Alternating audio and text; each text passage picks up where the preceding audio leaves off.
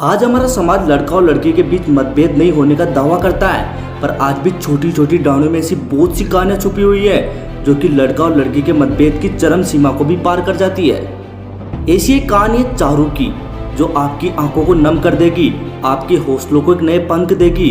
क्या कोई इंसान इतनी दरिंदगी भरी जीवनी को जीकर भी अपने जीवन में उन सपनों को हासिल कर सकता है जिन सपनों को कोई व्यक्ति साधारण जीवन में भी हासिल करने की सोच भी नहीं सकता।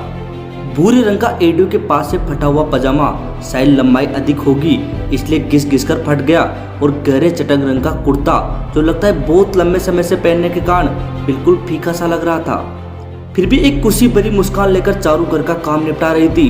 16 साल की चारू उम्र न होते हुए भी जिम्मेदारियों को ढोने लग गई थी। कहते हैं जब भगवान इंसान की परीक्षा लेते हैं तो उसके पास सब कुछ होते हुए भी दरिंदगी भरा जीवन यापन करने के लिए मजबूर हो जाता है।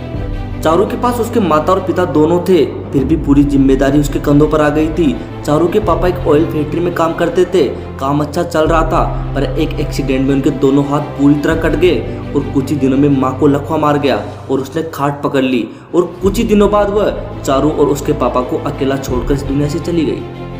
फैक्ट्री की मशीन से ही हाथ कटने के कारण चारू के पापा को फैक्ट्री की तरफ से हर महीने थोड़ा सा हर्जाना मिलता था, जो कि घर चलाने के लिए पर्याप्त तो नहीं था, पर अंधे को खाने का सहारा।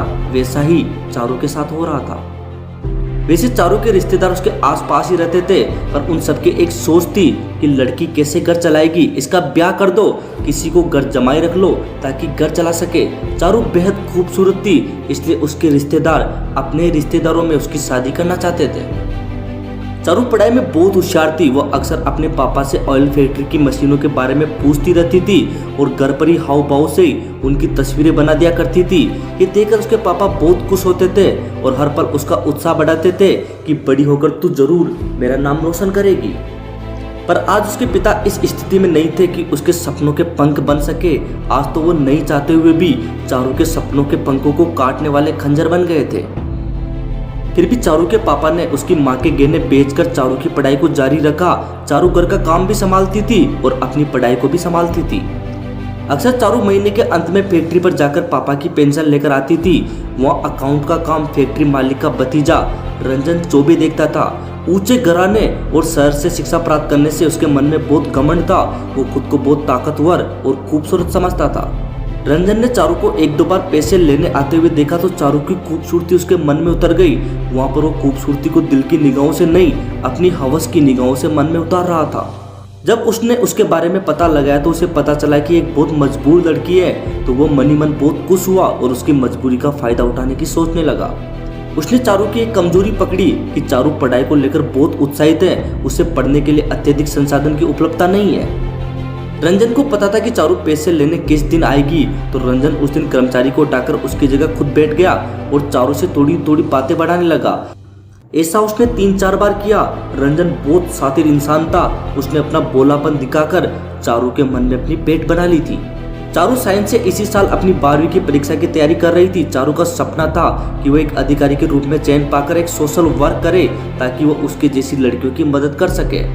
एक दिन रंजन ने पैसे न होने का बहाना बनाकर चारू को बिठा लिया और उससे बातें करने लगा। उसकी पढ़ाई के बारे में उसको सलाह देने लगा। चारू को ये बातें करना बहुत अच्छा लगा। रंजन ने बताया कि उसके पास 12वीं के नोट्स का अरेंजमेंट है और वो अगर इच्छुक हो तो चारू के लिए ले आएगा। चारू ये सुनकर बहुत खुश हुई क्योंकि उसके पास पढ़ने के लिए पर्याप्त मात्रा में किताबें नहीं थी। उसने चारू से बोला कि वो जब भी फ्री हो उसे कॉल करे और उसने अपना नंबर देकर भेज दिया।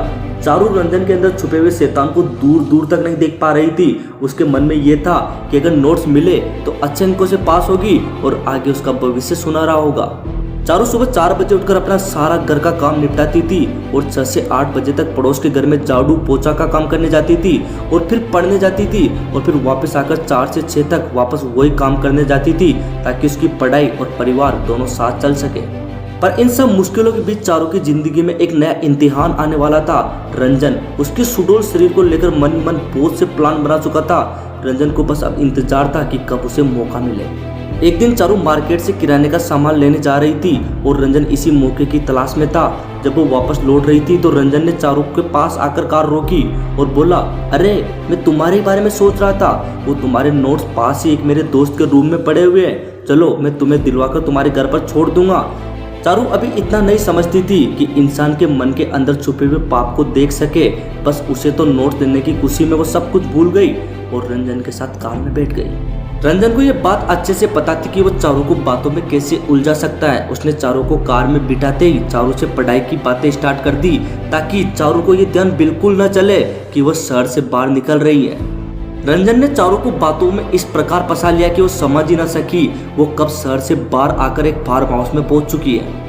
चारू ने पूछा, अरे रंजन तुम ये मुझे कहाँ ले आए? तो रंजन बोला, अरे मेरा दोस्त यहीं पर तो रहता है, चलो तुम नाश्ता भी कर लो और अपने नोट्स भी ले जाओ। चारू अभी भी रंजन के अंदर छुपे हुए शैतान को नहीं पहचान पाई थी। अंदर जाते रंजन ने चारू को शरबत पिलाया। चारू ने बिना कोई संकोच किए पी भी लिया।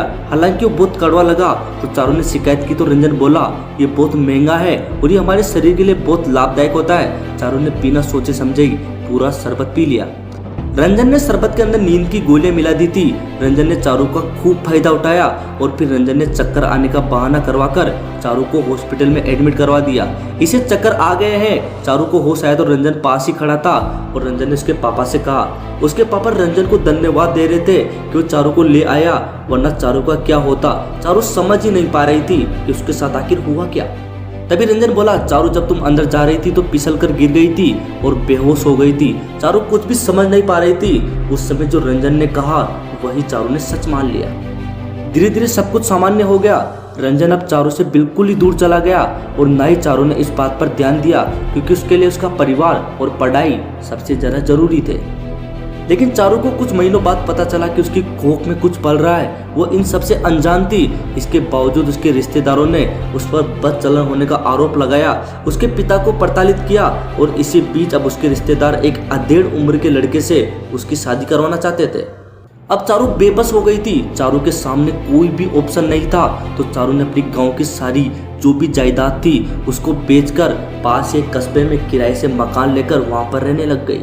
चारू ने आस पड़ोस के बच्चों को पढ़ाने का काम शुरू कर दिया और साथ ही अपनी पढ़ाई भी जारी रखी। कुछ महीनों में चारू ने थोड़े पैसे जमा कर लिए और थोड़े प्रॉपर्टी के पैसे थे। फिर चारू ने एक सुंदर लड़के को जन्म दिया। चारू और उसके पिता थोड़े असहज थे क्योंकि वो खुद नहीं जानते थे कि ये किसकी अमानत है। फिर भी उन्होंने इसे भगवान का दिया हुआ तोहफा समझकर अपना लिया। अब चारू के जीवन का एक ही लक्ष्य था। वो नहीं चाहती थी कि इस नन्ही सी जान पर इन सब बातों का असर पड़े और वो ये भी नहीं चाहती थी कि इस नन्ही सी जान को इन सब बातों का पता चले और इसके भविष्य पर इनका फर्क पड़े। चारू ने उसका नाम विकास रखा। जैसे जैसे समय गुजरता गया चारू ने अपनी पढ़ाई पूरी कर ली और चारू को भी एक अच्छी कंपनी में नौकरी भी मिल गई थी। चारू का जीवन सुधरने लगा था। लेकिन एक साल बाद ही उसके पिताजी की भी मृत्यु हो गई। चारू कुछ दिन अकेली पड़ गई थी पर उसने हिम्मत नहीं हारी और आज 28 साल बाद एक सफेद साड़ी पहने हुए चारू मेज पर कुछ हिसाब देख रही थी। तभी दरवाजे की घंटी बजती है और एक नौजवान अंदर आता है जिसने पुलिस की वर्दी पहन रखी है। चारू मुस्कुराकर कहती है, आईपीएस साहब क्या हाल है आपके जिले के? आईपीएस विकास मुस्कुराते हुए कहता है, हमारे तो अच्छे हैं, आपके बालिका बचाओ ट्रस्ट के क्या हाल है? चारू भी एक ट्रस्ट चलाती है और उसी की देखरेख करती है। चारू अपना सपना जी रही थी। आज जो संघर्ष उसने बचपन में जिया था वो नहीं चाहती थी कि कोई उस प्रकार का जीवन जिए। वो उस प्रकार की लड़कियों को रहने की, पढ़ाई की, अपना भविष्य बनाने की सुविधा दे रही थी। और विकास को भी वो उस मुकाम तक पहुंचा चुकी थी जो उसका खुद बनने का सपना था। आज चारू कुर्सी पर बैठी हुई अपने जीवन का अतीत सोच रही थी और मंद मंद मुस्कुरा रही थी। अगर कठोर निर्णय और उन पर टिका रहा जा सके तो जीवन में वो पाया जा सकता है जिसके हम सपने देखते हैं। दोस्तों, युवा लेखक द्वारा लिखित ये कहानी आपको जरूर अच्छी लगी होगी और अगर हाँ तो युवा लेखक को सब्सक्राइब जरूर कीजिए और हमसे जुड़ने के लिए हमारे इंस्टाग्राम पेज को फॉलो कीजिए। धन्यवाद।